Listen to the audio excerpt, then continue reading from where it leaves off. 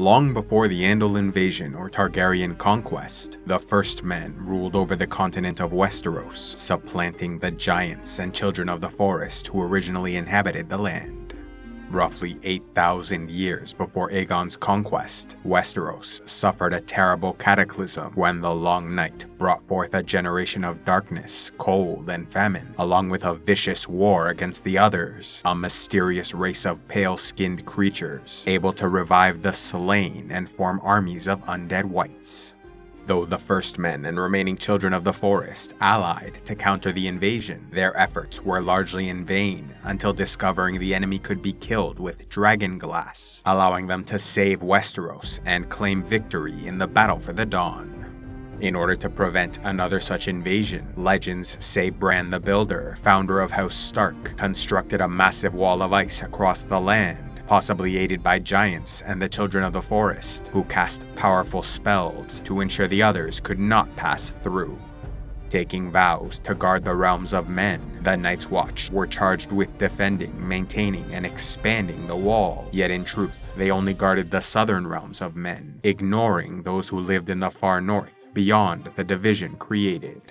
These Northerners therefore became a people apart from the rest of Westeros, calling themselves Freefolk, while others named them Wildlings. Though living in the frozen north, beyond the wall meant a life of hardship and violence, struggling to survive in a land without agriculture, it also meant they were free from the feudal and authoritarian politics of the south, allowing them to develop into various, diverse clans like Thens, Cave Dwellers, Hornfoots, Night Runners, Ice River clans, and Men of the Frozen Shore, each with their own laws, customs, and leadership structures. Growing radical in their devotion to this freedom, it became a near impossible task to unify their people, meaning no long-term kingdom was ever established. Yet there were, on occasion, men of extraordinary ability who found ways to unite the Freefolk into some semblance of an army and realm, earning the rare title of King Beyond the Wall. Among the few to attain this prestigious rank, there was Joramun, the brother kings Gendel and Gorn, the Horned Lord, Bael the Bard, Raymond Redbeard, and Mance Rayder. Though the means of attaining power might vary, possibly bribing, manipulating, or breaking Freefolk tribes into submission, the nature of their authority was unlike that of southern monarchs, ruling over a non-hereditary, composite monarchy in which their clans and tribes continued to follow their own laws, customs, and leaders, remaining faithful to the king only so long as he remained strong and worthy of their loyalty. As a result, the death of a king often meant the end of their unification and a return to scattered factions engaging in tribal warfare. A harsh, unforgiving land teeming with dangerous beasts, where the last of the giants and children of the forest sought refuge from human expansion in the south. Any who ventured beyond the wall were first greeted by the haunted forest, a vast wilderness extending from the Shivering Sea in the east to the Frostfang Mountains of the west and as far north as the Valley of Then. Composed of various tree types, including weirwoods, associated with the old gods' religion of the First Men and children, the haunted forest was home to the Fist of the First Men, an ancient ruin with a chest-high ring wall built upon a tall hill near the Milkwater River, as well as many Freefolk villages, like Whitetree, and holdings such as Craster's Keep, where a man named Craster lived with his wives and daughters, serving as an ally and informant of the Night's Watch. Clearing a half-mile of trees near to the wall, the Night's Watch often patrolled the haunted forest and honored a nearby weirwood grove for those among them who still worshipped the old gods. Though most of the Freefolk shared this reverence for the ancient deities of the First Men, there was some variation in their beliefs, like how those living in the Storrold's Point Peninsula, east of the haunted forest, were thought to worship crab gods. Storrold's Point was also where Hardhome was established, the largest settlement of the far north, ruled over by 4 chieftains who kept the peace. Much of the information Southerners knew about this location came from Maester Willis, who spent 3 years in Hardhome under the protection of Gorm the Wolf, a local chieftain who was eventually killed. Roughly 300 years before Aegon's conquest, a mysterious, fiery cataclysm destroyed the settlement, leaving it a smoking ruin where distant screams could be heard for many years to come. North of Storrold's Point was the Antler River flowing into the Shivering Sea, while the Gorge on the western side of the continent acted as a natural division between the southern realms and lands beyond the Wall. Just beyond the gorge were the vast Frostfang Mountains, which extended far into the north, separating the haunted forest from the frozen wastelands of the west. A dangerous and rugged mountain range, few ways into or through the Frostfangs were commonly known, like the Giant's Stairs, Skirling Pass, and Milkwater River. Yet as difficult as life was east of the Frostfangs, it was far worse in the west, where the men of the frozen shore were said to worship gods of snow and ice.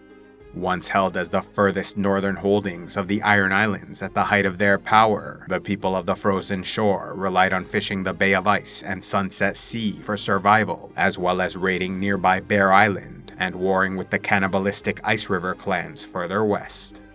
Beyond the haunted forest, near the northernmost edges of the Frostfang Mountains, the high valley of Thenn was home to the Thenn people, who named themselves the last of the first men, speaking the old tongue while wielding weapons and armor of bronze. Known to be harsh and brutal warriors, they were more disciplined and loyal than other Freefolk clans, as they followed a leader called the Magnar of Thenn, whom they revered as godlike in his authority. Living in mountain caverns near the Valley of Thenn, the Cave Dwellers were a wild and savage people who painted their faces, filed their teeth, and were believed to worship dark gods who dwelt beneath the Frostfangs. Moving past the Thenn and Cave Dwellers were the lands of Always Winter, an expansive, frozen wasteland, the extent of which remained unexplored by humans. Yet, while no Freefolk tribes lived in this region, it was believed to be home to the White Walkers, who retreated to these lands after their defeat during the Long Night. As the people of the Southern Realms almost never interacted with the Freefolk beyond the Wall, most of the information they had came from men of the Night's Watch, like Ranger Redwyn, who explored the lands up to Lorne Point in the Frozen Shore, or from books written by knowledgeable maesters, like History of the Kings Beyond the Wall, and Hardhome, an account of 3 years spent beyond the Wall among savages, raiders, and woods witches.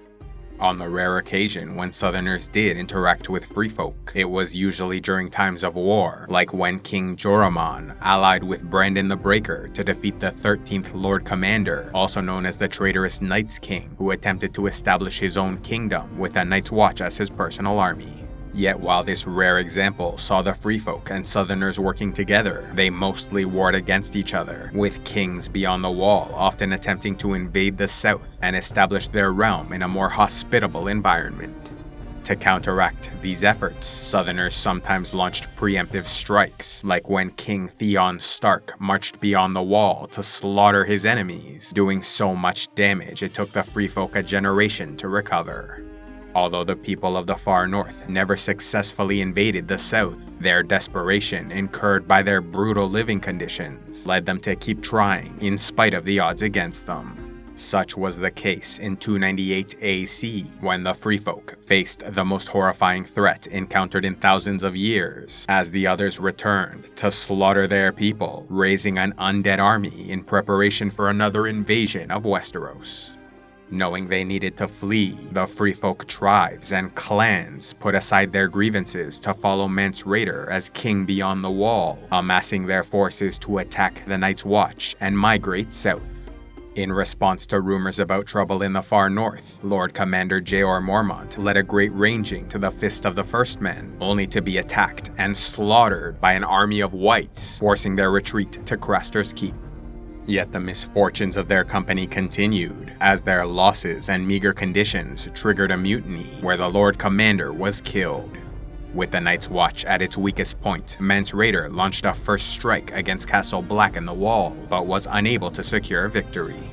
Yet before a second attack could be authorized, Stannis Baratheon, one of several claimant kings vying for the Iron Throne of the South, arrived north of the Wall and scattered the Freefolk army, forcing Mance Rayder's surrender. Knowing they needed help to defend against the impending invasion of the others, Jon Snow, elected as the new Lord Commander of the Night's Watch, attempted to make peace with the Freefolk by striking a deal with Tormund Giantsbane, allowing them to cross peacefully into the Seven Kingdoms of the South. Yet everything fell apart when Jon Snow received a pink letter, supposedly from Ramsay Bolton, an enemy of his family, claiming to have defeated his ally King Stannis in battle. Jon Snow then decided to break his oath and lead a volunteer army south to destroy Bolton forces, but this was seen as a betrayal of their neutrality, and so some of his fellow Black brothers mutinied, stabbing their leader several times and leaving him to die. Meanwhile, Jon Snow's half-brother, Bran Stark, underwent his own mission in the far north, searching for a three-eyed crow which haunted his dreams. Once past the wall, Bran and his companions were found by Cold Hands, a mysterious creature appearing to be an undead wight who helped them reach a cave where they found dozens of children of the forest, and the man Brynden Rivers, now known as the Three-Eyed Crow. This decrepit old man, whose body was interconnected to a weirwood tree, summoned Bran to the cave in order to pass on his knowledge about green-seeing and skin-changing. A special thanks to all those who contribute to CivilizationEx, like Tamika the Black Wolf, Faith the Wandering Huntress, Sir Joe Wartfoot of the North, and Ambassador Alex Nunez. If you'd like to help the channel, be sure to give a like, leave a comment, subscribe, and check out the links below, or visit patreon.com/CivilizationEx, where you can gain early access to videos, vote on future content, and watch the Patreon-only series, Heroes of Lore and Legend.